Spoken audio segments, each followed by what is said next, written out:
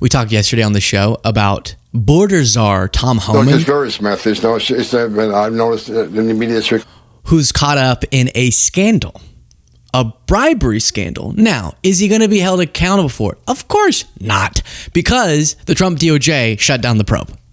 But it seems like, based on the reporting, what I'll remind you of, that it's pretty bad because they recorded him allegedly. The FBI recorded him accepting from undercover agents $50,000 in cash in exchange for these undercover agents who were pretending to be business executives for them to get government contracts under the Trump administration. This was before the Trump administration actually started. And Tom Homan allegedly, and the undercover people were trying to prove this was happening, was making deals with people where he would get paid for promising them government contracts once he was in the administration. And that's obviously terrible. The plan for the prosecutors or for the law enforcement figures was to wait until the Trump administration actually started and see if he followed through on those promises and then bring a case, because they want to make sure really all the evidence was there. And then it got shut down because it's the Trump DOJ now. I want to show you Levitt responding to this and Homan responding to it. Let's start with Homan, because he doesn't exactly, this was everyone's take, he doesn't exactly deny the allegations. I'll give you a chance to address this article that came out over the weekend, and it was on our always reliable MSNBC, and they said that you took $50,000 in cash in a bag from an undercover FBI agent to help them win government contracts in Trump's second term. I love the way right-wing hosts, you remember Joe Kernan on CNBC was like, and people are saying, to Eric Trump, people are saying like, you got this thing and you got a bunch of money and then you gave the UAE these chips. Like what? I mean, what even is the thing that like, what is, you know? It was like that. And she's doing something where they think if they put it in this tone that it doesn't sound as bad. They're saying that like you took $50,000 in a bag. I mean, like what even should you even maybe go ahead? DOJ said they concluded there was no criminal wrongdoing, but nevertheless, that story is out there, and I imagine you want to respond to that. Oh, I'm sorry. Look, I did nothing criminal. What was that? Oh, I'm sorry. Look, I did. Oh, I'm sorry. Look, I did. Oh, I'm sorry. Look, I did. I don't know what word that is. Maybe just really quickly in that mumble, he was like, I did everything that you just said. Just to like be honest and then get it out of the way, and then he'll do the normal. It's fake news. All right, I'm interrupting this. Here we go. On to that. Oh, I'm sorry. Look, I did nothing criminal. I did nothing illegal. And there's hit piece after hit piece after hit piece. And I'm glad the FBI and DOJ came out and said, said that nothing illegal happened and nothing, no criminal activity. You're talking about a guy who spent 34 years enforcing the law. I mean, I left a very successful business that I ran to come back and work for a government again. I'm back on a government paycheck. Not only did I sacrifice my family sacrifices, I make sacrifices every day. I got more death threats than anybody. I got a security team around me, but guess what? My kids don't, my wife don't. I mean, I haven't lived with my wife in months because I don't want her to be here right now with all the threats. So after all this, I never want to joke about threats, but is that why? Sacrifices after. Is that why you're not leaving with your wife?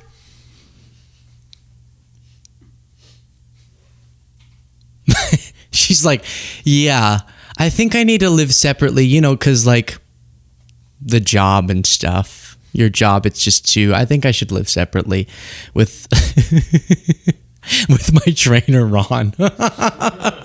He'll keep me safe. Obviously, threats are terrible, and no one, no matter how incomprehensibly they speak, should be subject to them, obviously. Be here right now with all the threats. So after all the sacrifices, after serving my nation for all these years, they want to come out and dirty me up. And it's not going to end. There's a hit piece on me every 2 weeks. But keep coming, because you know what? Tom Homan isn't going anywhere. Tom Homan isn't shutting up. And Tom Homan's going to keep doing what he's doing, because working with President Trump's the greatest honor of my life. We're making this country safer again every day, and we're going to keep doing it. So That's not a denial. He said, I did nothing criminal. No. But did you do that thing that she just said? Well, I did nothing criminal. Yeah, well, according to the Trump DOJ, you didn't. I mean, release the audio and we can all judge. They have audio of it, supposedly. Release it. Now, that denial, like imagine it in the context of cheating. Jaden, I'm Cassie, your girlfriend. You're Jaden. You're Jaden. I'm Cassie. You're Jaden. Ask me if I'm cheating on you. Are you cheating on me? I have never done anything untoward. And also,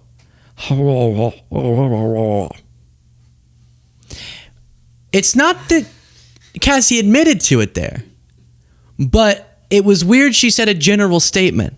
I never did anything wrong. That doesn't sound... No is the answer. No, I didn't do that. When someone starts giving you these weird boilerplates, I did nothing that would have made you ashamed of the relationship that we entered into. And really, if you think about it, the way that we met was interesting. And it's like, oh, this is strange. And that's how it's coming off with him. It's strange, Tom. Not buying it. Let's look at Levitt also responding. Because she denied... This was the fascinating part. She said, that's false. But he goes, I did nothing criminal. Sure. Thanks, Karoline. So two on the Homan investigation. I mean, can you just speak to, did the president ask the Justice Department to close the case? And does Homan have to return the $50,000? Well, Mr. Homan never took the $50,000 that you're referring to, so you should get your facts straight, number one. Number two, this was another example of the weaponization of the Biden Department of Justice against one of President Trump's strongest and most vocal supporters in the midst of a presidential campaign. You had FBI agents going undercover to try and entrap one of the president's top allies and supporters, someone who they knew very well would be taking a government position months later. Mr. Homan did absolutely nothing wrong, and even the president's Department of Justice, even Kash Patel's FBI, looked into this just to make sure. They had a number of different prosecutors and FBI agents who looked into this. They found zero evidence of illegal activity or criminal wrongdoing. Yeah, well, Kash Patel also said that no one else was trafficked to by Epstein. So how much are we supposed to trust him? But while we continue through this, please do, if you appreciate the show, click the subscribe button. It means a lot. Millions of you watch who aren't subscribed, and just by clicking it, you help us algorithmically, but it's free.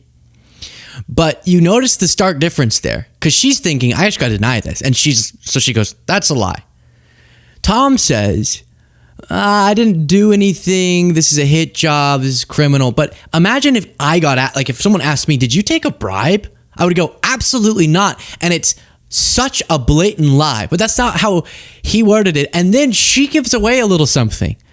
She goes, the FBI agents went undercover to try to entrap Tom Homan. So you're confirming that it got so serious that the FBI under Biden sent agents and sat down with Homan and recorded the conversation. So there is audio. Let us hear it.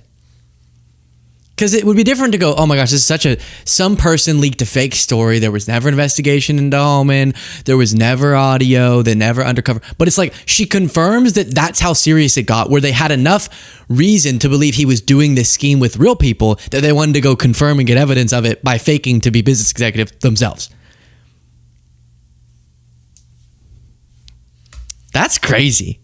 That's so crazy. You know, the only other bribery story we talked about recently, this reminded me of, because it seems so out of movies. Like, I didn't know this was still, people just hand you bags of cash. And one that was totally minimal but really silly was an Eric Adams, New York mayor, staffer handed a chips bag to a reporter. Honan was the name. You'll hear me reference in the clip I'm about to play. And then not Greco.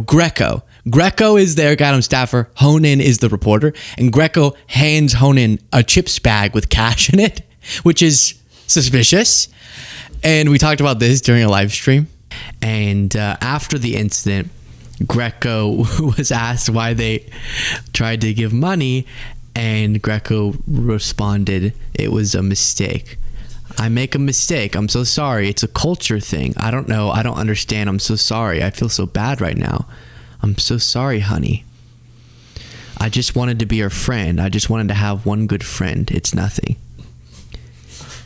Can we forget about this? I try to be a good person. Please, please, please don't do in the news nothing about me. What the heck just happened? That was a friendship offering? I'm from a different... Did she say it's a cultural thing? It's a culture thing. Send me to that culture. I want to be your friend. Here's $200 in a potato chips bag. Really? Are we supposed to believe? Which culture do you give sour cream and onion chip bags with cash in them to people, to reporters that report on your boss? Oh, she was suspended. Well, what's the girl gonna do? She's from a different culture where you give potato chips bags full of cash to reporters who report on your boss. She's trying for a friend. Maybe it was a friendship offering. We don't know. We can't jump to conclusions here. Here's what we'll do. I couldn't think of something. I wanted to be like, give me it and I'll investigate. But there wasn't enough there. Hey, I want that money. No. Yeah, that's so interesting. Were there potato chips? Because that would be a big disappointment. You get in the car and you're like, I guess I'll eat these chips. But if someone handed me potato chips and it was just crinkled down but opened already, no. There's only one person who I know would give that, and one other person who would receive it, and it's Jaden and his girlfriend.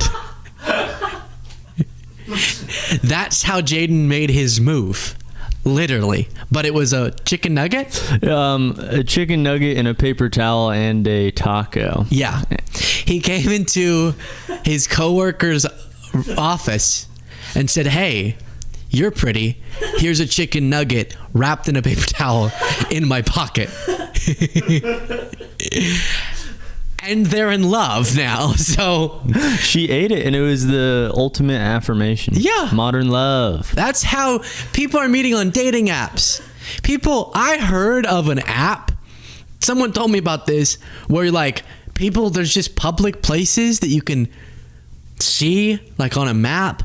And then like you go to a stall and there's a person there and then y'all have sex. And it's like, but you don't know who the person's going to be? It's just you meet like on a park bench and you just start going? Do people have no standards? Is that really better than just by yourself? So people are meeting that way. Jaden picked a different route and it worked out. So maybe Greco is into women and was trying the Jaden strategy. And then we're suspending her for this?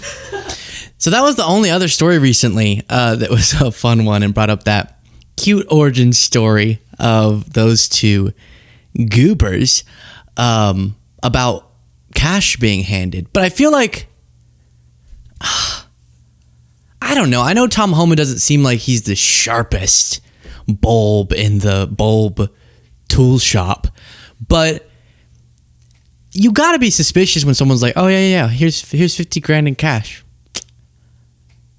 And I would be worried that they were undercover. That just seems too... And how extensively did they set up a fake business that he could go verify that they were the type of business that received the contracts that he could give out? Or he just accepted it and was like, I'll figure it out later. One other little thing I want to show you.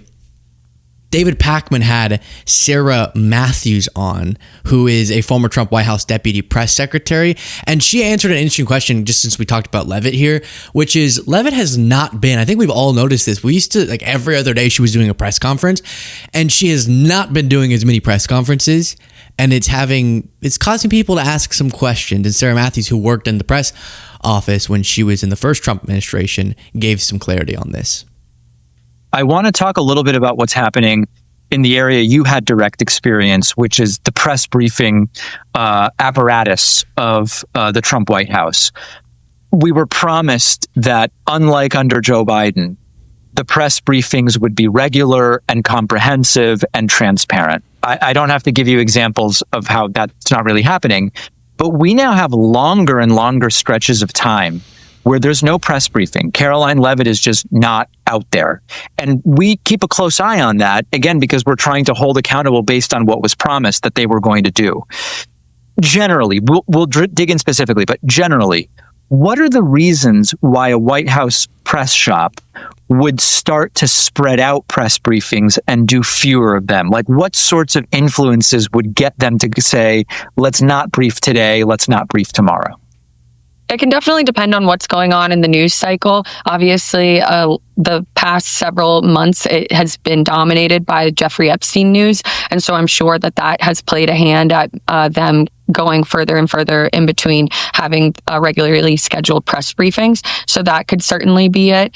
I think, too, that sometimes when you're the press secretary, you're such a public-facing role of the administration, and I feel like you're going to be on Donald Trump's radar a lot more than any other person in the administration. And so it's almost a protective measure, I would assume, too, where sometimes you don't want to be putting yourself out there in a situation where you're going to be asked tough questions and you could potentially make the boss look bad. And we know based on his cabinet selections, he purposely picks people who are good on TV and he wants them out there. And so I'm sure that he wants them to be briefing more than they are, if I had to guess. I recall from my day. Yeah, that's interesting. I've really noticed that. And it must be because the news cycle has been in, at least for the last few weeks, at most periods of time, there's something that Levitt's not going to want to answer. And there's something that Trump is probably not going to be happy with, however she figures out how to answer. And so they've definitely had her out there less frequently. But very fascinating stuff.